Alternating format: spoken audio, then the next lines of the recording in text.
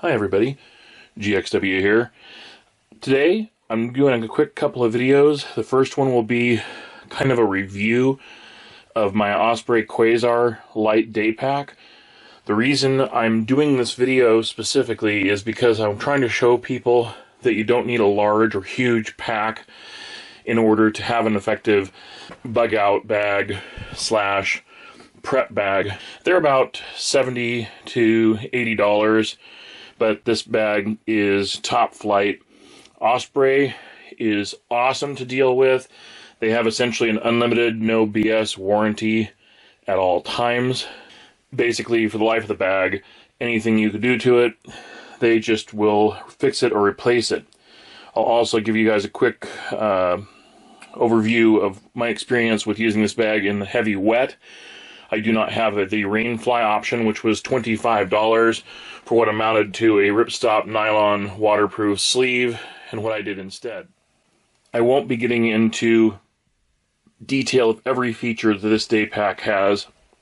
There's literally so many different comments and features and things that if you want to know every last detail, I would highly recommend going to Osprey's site or to one of their preferred authorized online retailers and see whether or not these bags would work for you. In a minute, I'll show you what the sizing looks like on about the largest guy that would ever consider using a day pack for a bag, but let me go through some of the features that it has and that I like. It has an external carrying area here. It could be used for carrying additional water or hydration pouch.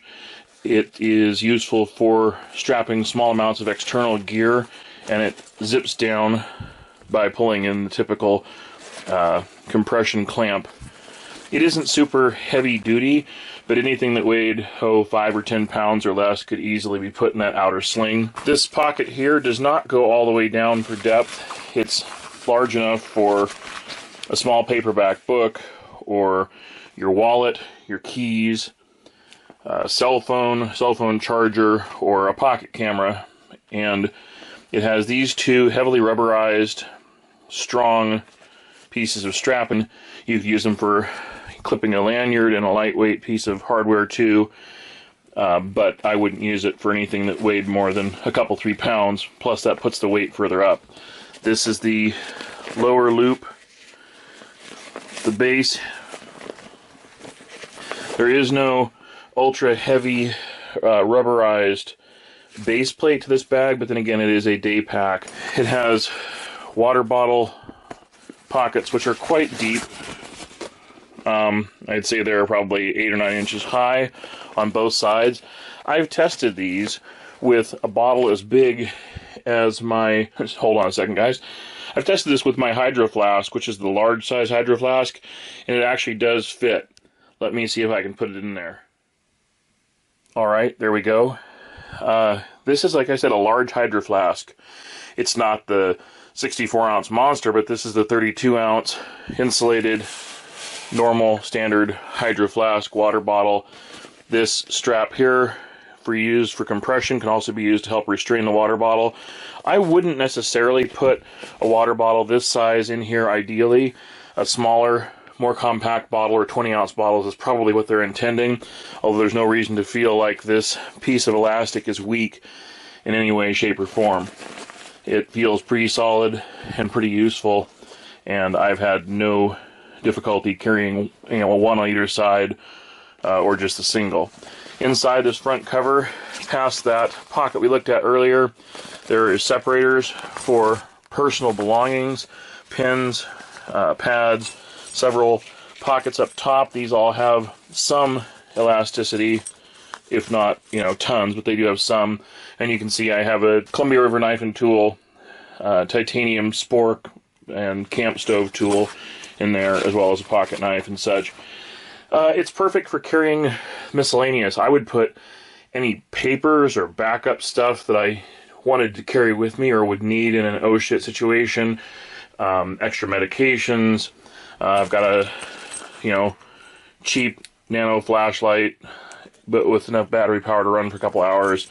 A secondary, in this case, Leatherman micro multi-tool. Just anything that you might need. In my personal I've also got thumb drives and a good compass. That kind of concludes the interior of the front pocket. It is really high quality. I don't know if you guys can see this in detail, but the meshing on everything from the zippers to the pockets is all just first rate. There's another deep pocket down here. It's larger, at least wider, goes the whole width of the day pack, but it does not go any deeper than the other one. I'd say that the front pack pocket at the base is probably, another 8 inches at most. And in a second here, I will take you guys to the main pocket. Alright, this is the main pocket in the Osprey Quasar. It has a number of cool features. I have a small, inexpensive headlamp down there. There's more water-resistant shielding, and again, the quality of the materials and workmanship is excellent.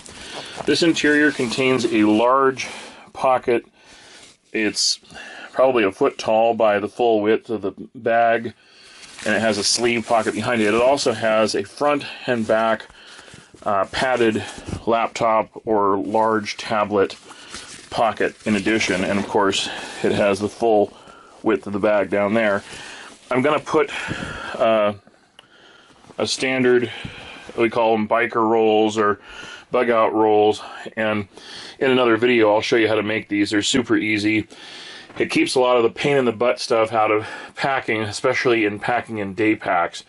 I'll also get into some of the clothing that I carry and use, and at some point I'll probably do a review on these. Those are Wrangler Riggs work pants.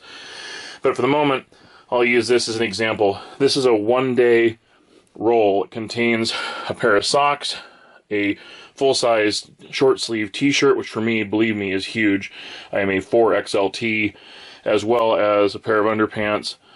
I mean, it's basically everything except for your jeans for the day is right there. Hang on just a second, and we'll put those in.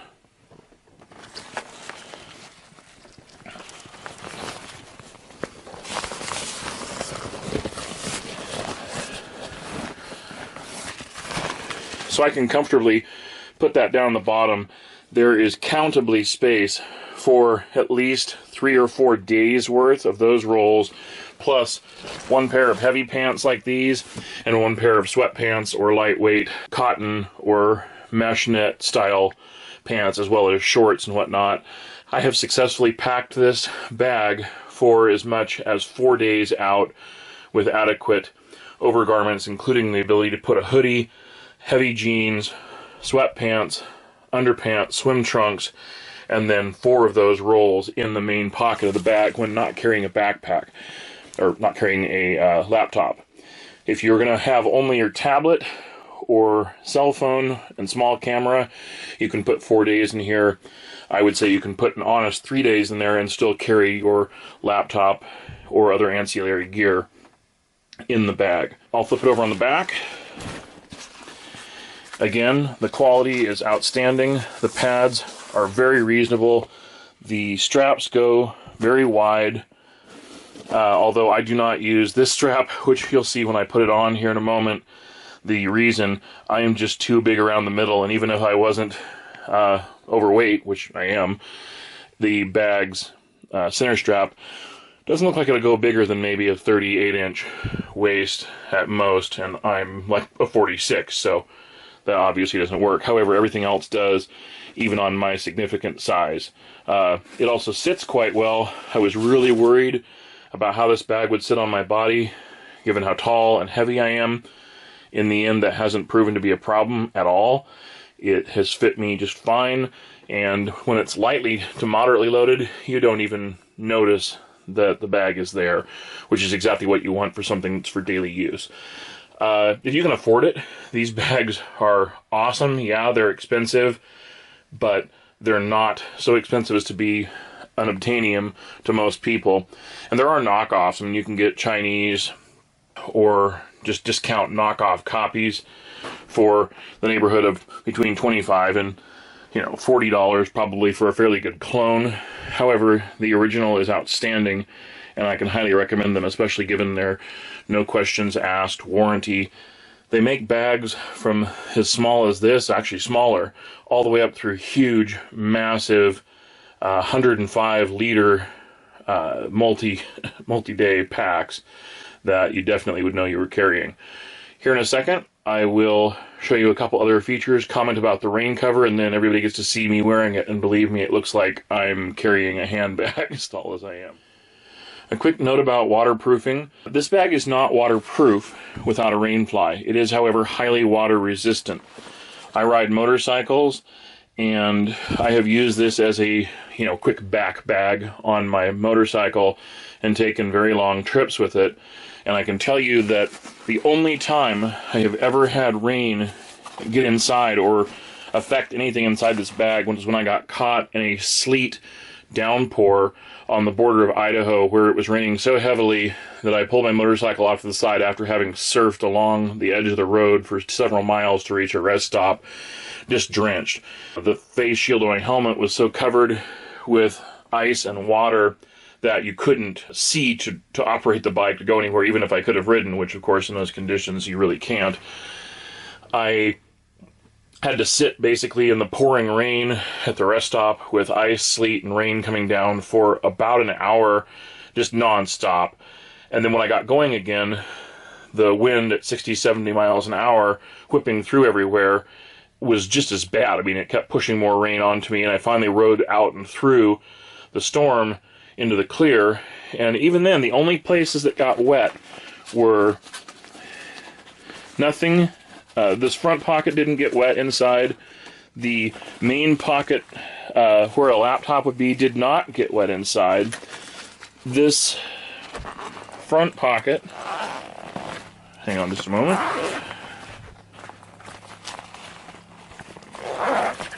This front pocket was only wet from here up. The secondary sealed pocket did not get wet inside, and it was not wet in the middle, although there was some dampness in the very bottom in the front where I would assume wind had pushed the rain in. Now they do sell, as I said earlier, they sell a rain fly for it, which is $25 in neon yellow. If you're going to get a rain fly and you want it to match, great. If you want, you can also use a garbage bag. That's how I had intended to ride, but when I opened the bag, I realized that I had forgotten to put any in it when I got this. So, lesson learned on my part. Aside from a couple of ballpoint pens and an empty riding pad, there were no more casualties, even in that crazy use. If I were hiking in the coastal mountains of Oregon or Washington, Alaska, or some place that was constantly at risk for rain, then the rain fly would definitely be recommended. But for virtually any normal use, including daily walks in, rainy conditions, it probably doesn't need a rain fly unless you're really concerned about a piece of equipment that you can't otherwise protect. You'll also notice inside my bag, virtually everything that is not waterproof is in another bag, just in case. That way, worst case scenario, the whole bag got submerged, my stuff wouldn't get ruined. If you have a laptop sleeve case would pretty much render it invulnerable if you already own one. Last but not least, this is a trick I found out the hard way many years ago riding motorcycles. Because I'm so large, and because you're often leaning forward or trying to carry a backpack on your back, you have a hard time with keeping these pockets zippered.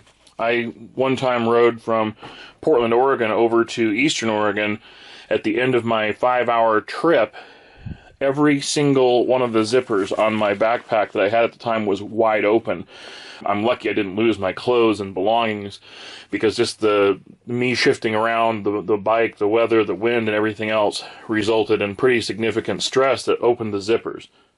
So my solution to having the zippers open up on me when I didn't want was to keep them from being able to get very far apart. This was easy. I went to, I think it was Ace Hardware, and picked up a couple of really cheap Chinese, don't climb with these carabiner lanyard snaps. And holding a camera and trying to do this at the same time is a pain in the butt. There we are. So,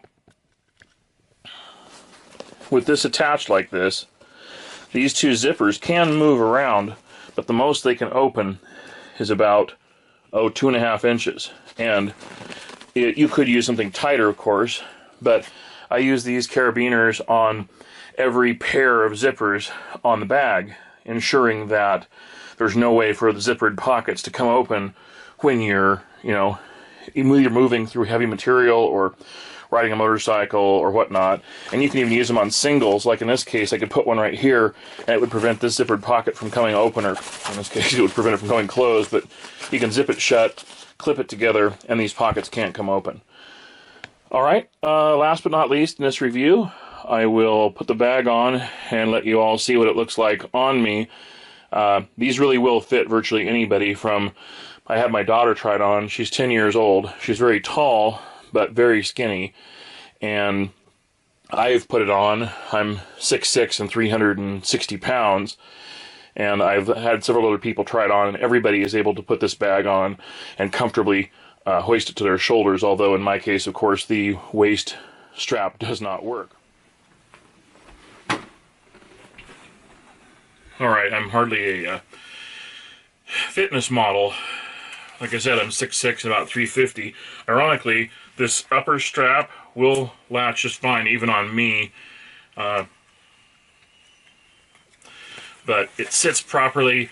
I can adjust it for height. In fact, I could actually take in these straps just slightly, although I don't. And it's not a very big bag, but it carries a significant amount of stuff for its size. And if it fits on me, it will fit on you. So remember when I said I did have one smaller? I won't even take this out of the bag yet because this is one we got for my daughter. It's so small that it'll even fit on the cattle dog. Hi, Mr. Fergus. It's a tiny little bag, but ironically, even its straps will go wide enough where I can put it on my back. And it's mostly a hydration / ultralight day pack. In fact, I think it's called the Daylight Plus. Anyhow, just kind of an overview of a couple of small and very useful bags to consider adding to your collection, and definitely getting one for each person if the opportunity arises.